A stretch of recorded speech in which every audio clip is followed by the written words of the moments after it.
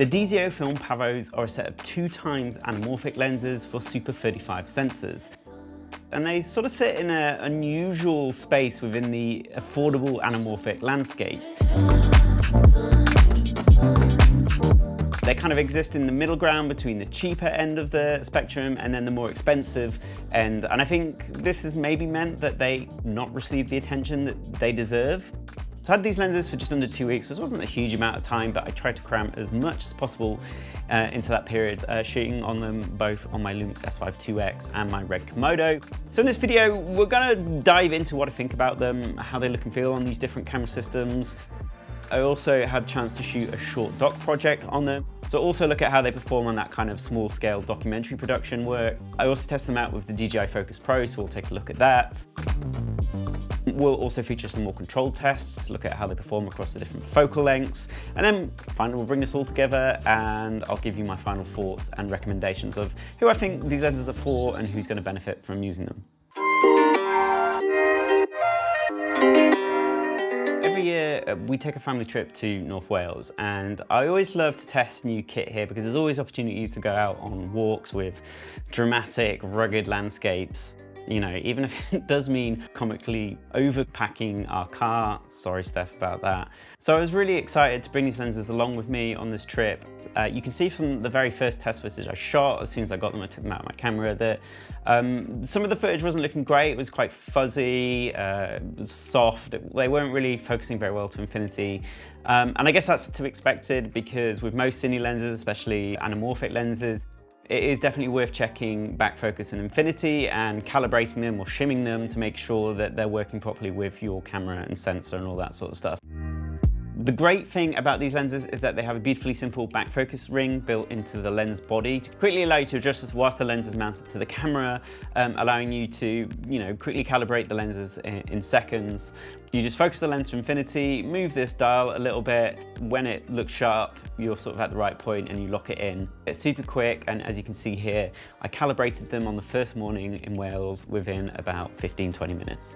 They're not much larger than my DZOFILM Vespers, so this instantly opens up their usage to a much wider array of projects.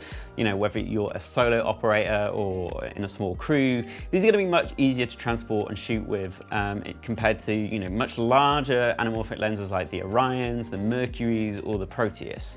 I shot on the Orions a few months back, and whilst I absolutely love those lenses, the image of them is cinema, feature film quality, they are prohibitively large to shoot on, and that does kind of lock them out for, solo shooters or small crew shooters where you're going to be moving around, traveling, and you need to be nimble.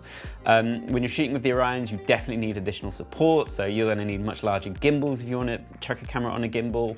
You're definitely going to need to shoot on an easy rig if you're shooting handheld across the day. DZO supplied me with the 28, the 32, the 40, the 55 and 75mm, and they were all in the neutral flare option. I had them in PL mount, but they also come with EF mounts that are interchangeable. So the 28, the 32 and the 40 and occasionally the 55 were the lenses I bounced between the most. They all sort of occupy a sort of similar focal range that you're going to be wanting to shoot at. I think probably the 40mm is probably a general all-rounder, so if you were just going to pick up one lens, I'd probably look at that one. But I also found that the 28 and 55 or the 32 and 55 made a really nice pair, so if I was just going to get two lenses, I'd probably look at those two. But as they come as the A set, I think that comes as the 28, 40 and 75. I think that would be quite a nice set.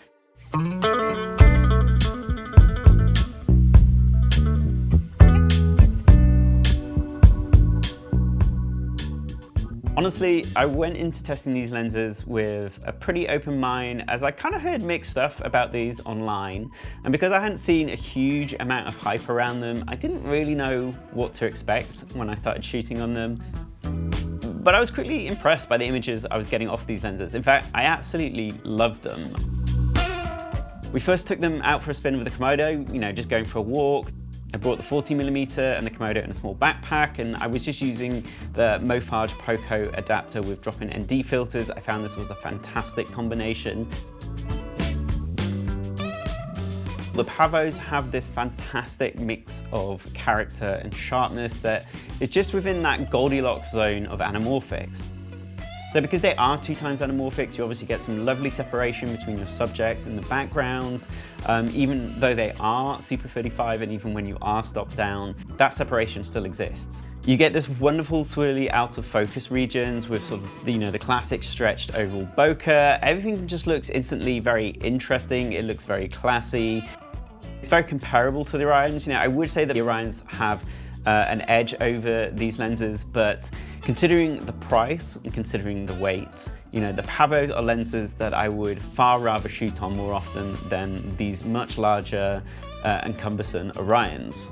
Of course, if you're in larger productions with more budget, big crews and stuff, maybe that's not going to be such an issue for you, but if you're working with smaller crews or if you're doing doc and factual work and you want this sort of nice, classy, anamorphic look, I think the PAVOs are a really solid choice to look at.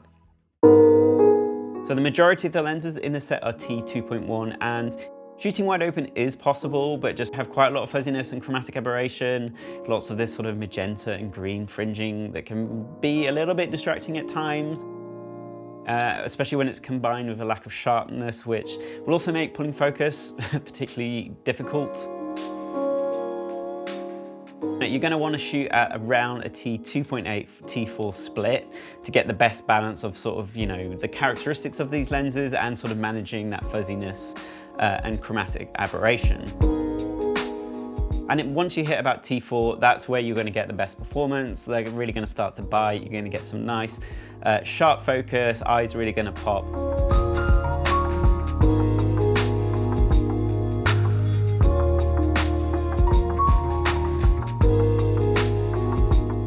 I tried not to go below T2.8 on most of the occasions I was shooting with them.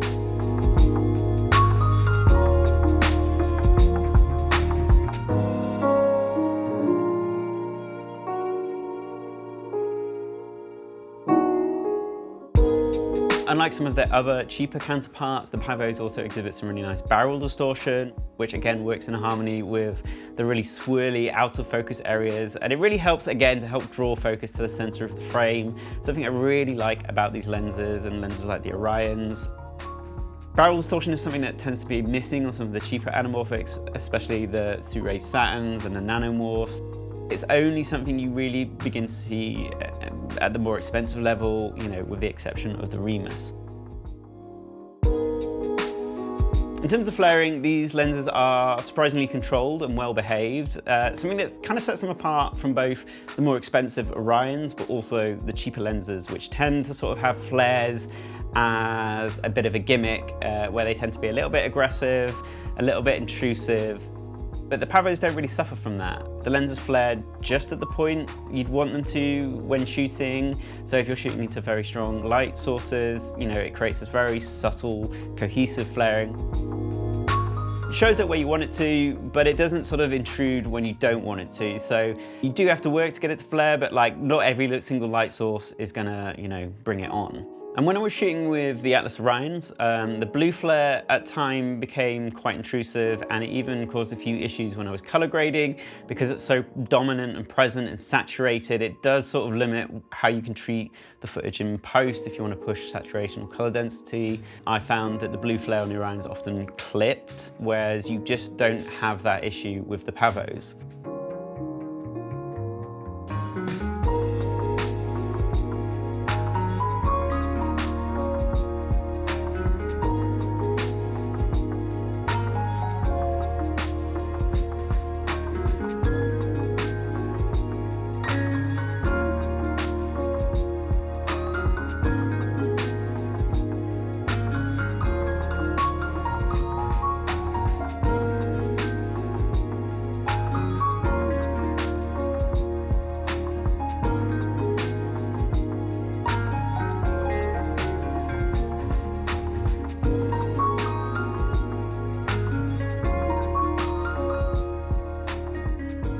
I would say the look of the PAVOs is very classy and classic.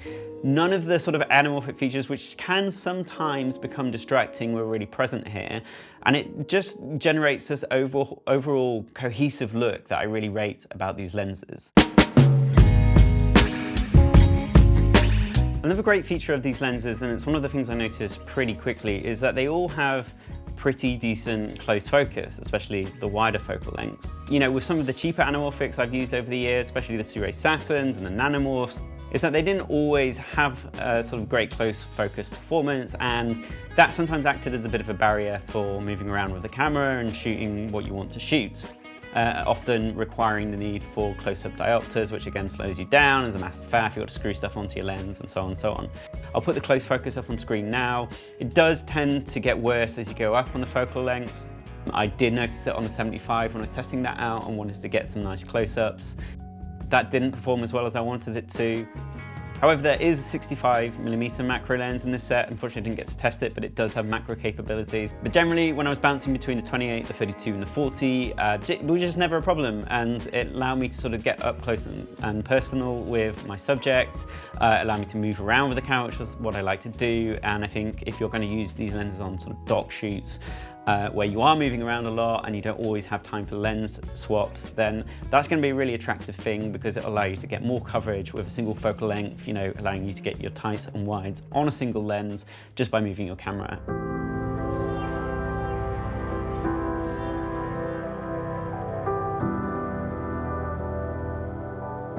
One of my favourite beaches in North Wales is Hell's Mouth. It's very rugged and dramatic, it's not full of people. It never seems to have this sort of nice, welcoming vibe to it, which is why I guess it's called Hell's Mouth. So me and Steph took the 32 and 55 to test out on a walk with the LUMIX S5 2X.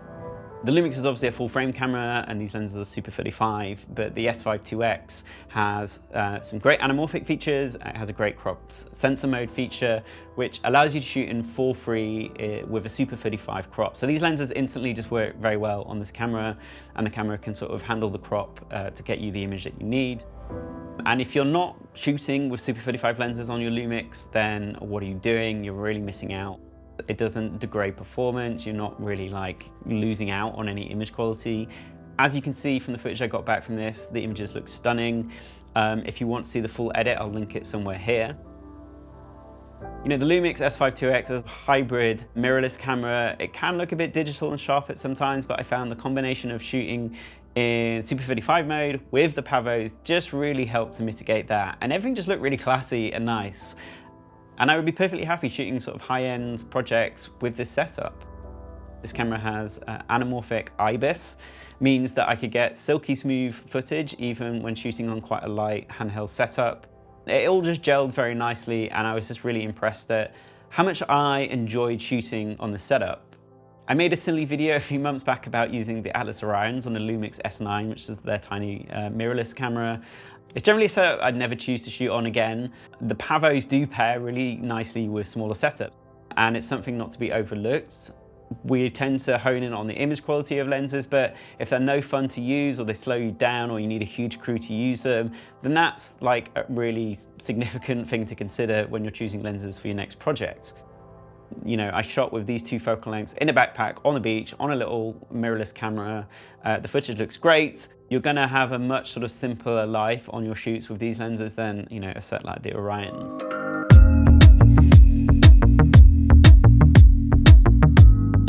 One of the best ways to test equipment, I think, is just to use it out on a project. So I managed to squeeze in a little dock shoot before I had to give the lenses back. Literally the day before I had to give the lenses back.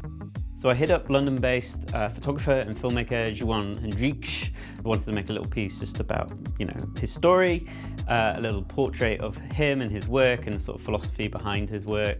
If you want to watch the documentary, click somewhere here and it will be linked so you can watch it. This was shot entirely on my own, you know, trying to be nimble and quick. I think we had like a couple of hours to shoot it, so it involved shooting a little sit-down interview and then following around to get some B-roll out on the streets of London. And I chose to bring with me the 28, the 40, the 55 and the 75. I just left the 32 at home because it was too close to the 28. And my overall experience of shooting this as a solo operator, again, was absolutely fantastic. The lens was super easy to work with, super easy to pull focus by hand. Chucked all the lenses in my Pelly case with my Komodo and all my accessories. And then when we walked around to shoot the B-roll, I just chucked through the focal lengths and a camera backpack. So it's a point that keeps coming up, and it's a point that I keep stressing. If you do shoot fashion or dock work, or you need to be nimble and you're moving around, these are the lenses that I would recommend over, the Orions or even the Proteus lenses. I haven't shot on the Proteus, but I've seen them at various trade shows. I've picked them up and held them, and they're huge 2x anamorphics as well. So for this project, we're in London, so we all live in fairly small spaces. So the 28mm was fantastic for shooting the interview shots. I think I was sort of between T2.8 and T4. I was getting plenty of separation between the background.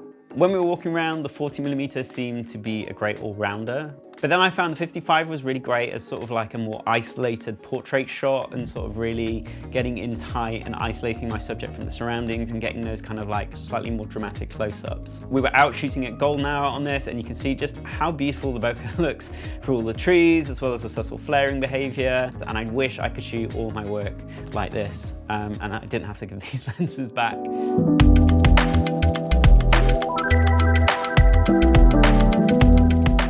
I picked up a Focus Pro earlier in the year, and I must admit, I've not used it as much as I'd hoped. I've not really had time to really sort of demo it and test it before I was happy enough to bring it on professional shoots.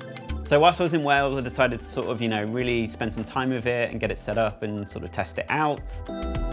And what's great is with a lot of these Chinese lenses, they come already preset in the DJI Focus Pro, so you don't have to go through the slightly more lengthy calibration process with the Focus Pro, and you can just use the app to sort of download the settings into the system.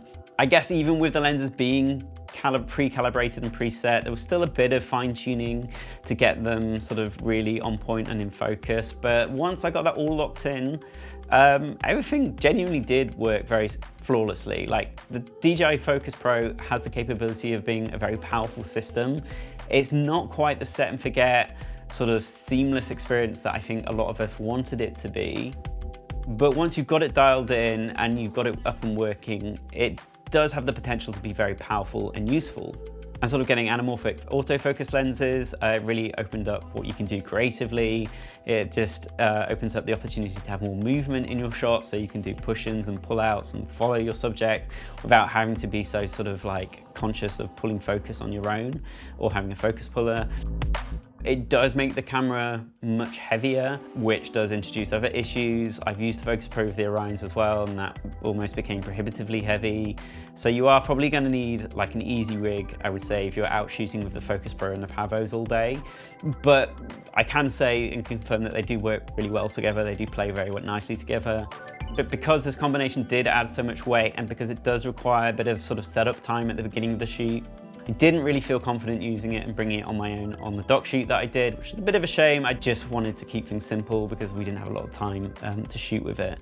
When it works and it's calibrated, it does allow you to get some really powerful shots, and it can be a very powerful tool. And it's, if you've got the time and the patience to set it up at the beginning of a shoot, it's definitely something you should consider bringing on set with you.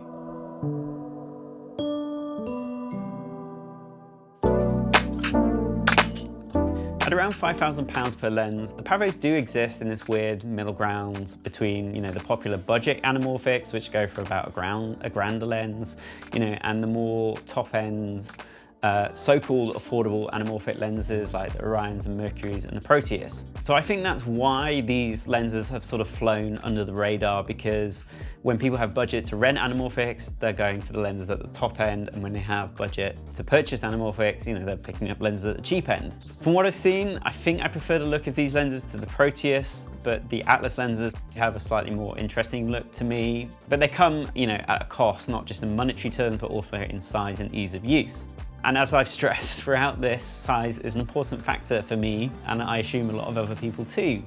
And for those where size and image quality is important, then I'd really recommend the PAVOs as the go-to set of anamorphic lenses, either as a rental or a purchase. You can pick these up either as a free lens set, they have an A set and a B set, or you can pick them up as an entire set. Personally, I'd be drawn to getting the A set, although, I found I didn't use the 75mm that much. I think, if you're doing 2-cam interviews, it would get a lot of use for the tight shot on that. But obviously still to shoot on the Proteus and the LUMIX, so just bear that in mind. But from what I've seen, I think these PAVOs would be my pick for professional work. I'd love to know what you think of these lenses. What do you think of the projects I shot with them, the sample footage in this video? Let me know in the comments down below. Do you think the pricing is justified? Are they too expensive for you? Would you pick them up if they're a little bit cheaper? I'd be interested to know your thoughts on this, so drop a comment down below. But that's it. Thanks to DZOFILM and CVP for loaning me these lenses. As always, please like this video if you enjoyed it. If you're not, subscribe to the channel. What are you doing if you're not subscribed to this channel? And also, if you don't already, please follow me on Instagram and Threads, as I'm always posting sneak peeks to these videos, behind the scenes and stuff like that. But yeah, that's it. Thanks for watching, and until next time, see you later.